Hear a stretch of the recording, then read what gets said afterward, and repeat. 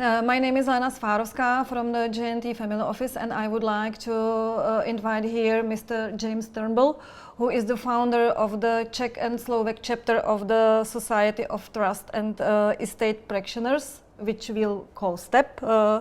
And this society brings together professionals in the area of protection of wealth, of family wealth services, including lawyers, private bankers, tax advisors, and other professionals in that area. So, James, could you please explain to us what are the main goals of the STEP? Sure. So maybe I start with a little bit of the history of STEP. If you go back a long time into the past, then if you were a family and you needed help with your inheritance or with your trust or your estate planning or your family business succession, these kind of things, what you would do is you would go to your lawyer because it was lawyers who had this skill set. But the world has changed a lot now. The world is more complex. The rules around these areas are also more complex. So it doesn't work anymore to just go to your lawyer, because some lawyers know enough about this topic, but a lot of lawyers don't. You need a specialist, a person who can navigate you through these complicated, complex areas. So it means that the service itself has become more complex, so more professionals from the different areas are needed. Correct. So in 1991, STEP was created, and the idea was to provide a central place for communication, for education, but very importantly for the public to be able to say, oh, this person, for example, Helena, is a member of STEP. I can recognize that she is a member, which means that I know she's not a lawyer. That's not important. What she is a specialist in the area of estate planning, succession, trusts, and so on. So this idea to create some forum for recognizing the specialist people, and also for educating, for maintaining professional standards, because it's not just about knowledge, actually. It's also about ethical standards and for communication and education. So that was why in 1991 STEP was established. So nowadays it should help the potential customers to choose somebody for this kind of service who is reliable, trustworthy, and has some goodwill. And knowledge. And knowledge. And knowledge. Of course. Yeah. And in how can STEP help in this area? So we can share experience there, or so I can give you an example of in the Czech Republic. What happens is we have Czech Republic, the Czech and Slovak. We have a combined chapter. Is relatively new and relatively small. We have, I think, 27 members. And what is our role is for these people, they are in business potentially competitors. I am maybe to some extent your competitor, but we work together to share our knowledge and to best practice, to understand, to educate ourselves. So for example, we have in Prague every year, and for the first time this year also in Bratislava, we have an international conference. It's aimed at partly at the public, but much more at people who are in the industry of succession planning and so on. And we bring to the conference not Czech speakers, but we bring international speakers from abroad, from Liechtenstein, from the UK, from the US, to give us the skills, to help us develop the skills and knowledge that we need to deliver not just good service to clients, but let's say international best practice. Yeah, because in the Czech Republic the situation is that now there is the first generation who should transfer the family wealth to the next one. So for us it's necessary to inspire abroad especially, is there any country which is most closer to us? So I think the Czech Republic, or I can say that maybe the CEE region generally, is different from the rest of the world for exactly the reasons that you said. So if I come from New Zealand, or you look at the UK, you walk around, you will see many businesses that say, John Brown and Sons. Yes, right? That's correct. So the whole concept of a family business that passes from grandfather to son to grandson and so on is there. It's in our soul. But now actually I go to the UK and I very often see John Smith and daughter. So good. It's good. It's not just about the old idea of always to the oldest son. It's about within the family. So we can say the rest of the world, generally speaking, there is this philosophy, this what I would call family business and family dynasty culture. People understand it and people expect that to happen. Mm-hmm. But Czech is different. Czech is different because we had the period of communism. The first thing that happened was that basically destroyed, because there was family business culture before that, but communism destroyed the family business culture. But the continuity disappeared for 40 years. Yeah. At the same time, what also happened was communism took away the freedom that people have to organize their inheritance in the way that they want to. So during communism, you had quite strict forced inheritance rules. So most people actually didn't bother to make a will. They didn't bother to think about their inheritance because there was really nothing that they could do. And then communism came to an end. And that was we say a revolution, but it was a revolution also in this area because people suddenly started to accumulate wealth and they started to have the tools to be able to do the things that the families in the rest of Europe have been doing for hundreds of years. But especially right now is a critical point because the people who created this wealth in the 1990s, many of them are in their 70s. Yep. So it's high time. It's time. It's really a big deal, especially at this moment, much more than in other countries. So that is why it's great that we have STEP here now as a way to help these people make the right choices. Yes. Then association nowadays has 21,000 members. Which country is strongly represented? It's UK? Yeah, so it started in 1991, STEP. It started in the UK. Yep. And the UK remains the biggest membership with, I think, 6,700.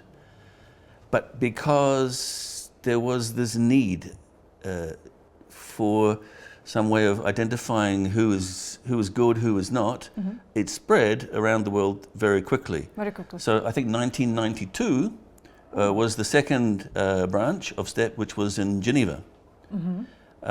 If you look at it now, there is STEP really spread very widely around the world. Interesting what's happening.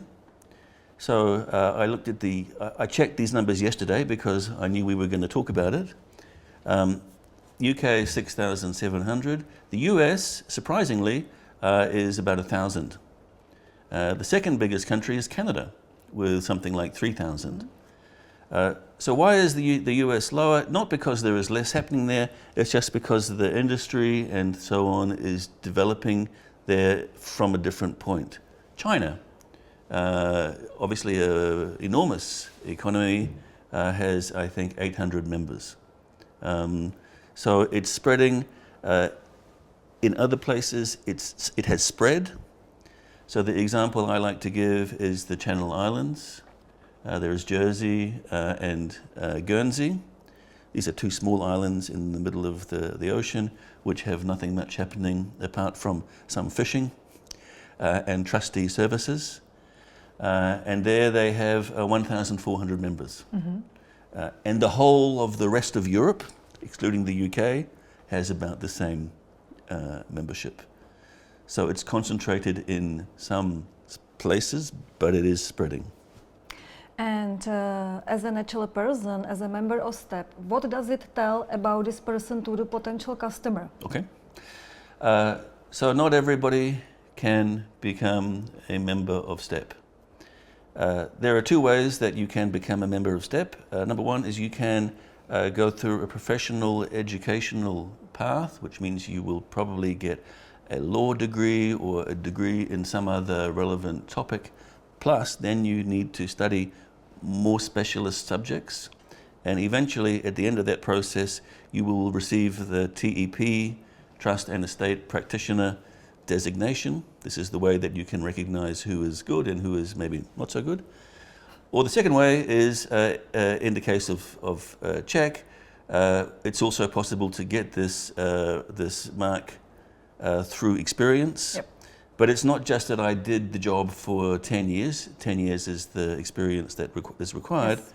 But you need to be recognized by the industry, by your peers, through publication, recognized as genuinely an expert, and also somebody who has it's not just about knowledge, it's about the ethical and professional standards. So the ethics is important as well. It's not absolutely, only the knowledge, absolutely essential. morality. Yeah. That's true. That's true.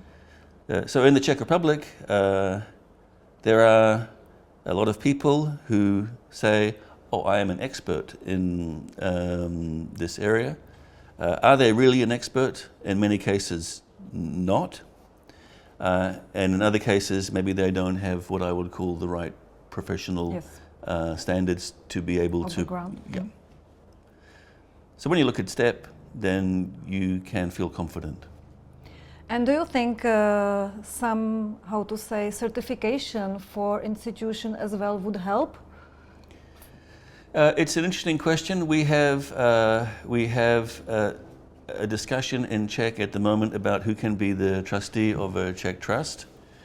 The law at the present time says that it has to be a physical person, or with some very, very limited exceptions. Yep. For investment companies. And I think the concept of the law is very good, because really you need to control this. People we can control very easily, because we can say, here is Helena, we can recognize who she is, we can see her experience, and so on. Companies is more difficult. But it's a challenge that needs to be solved, because the Czech Republic does need to have a corporate trustee sector. Yes.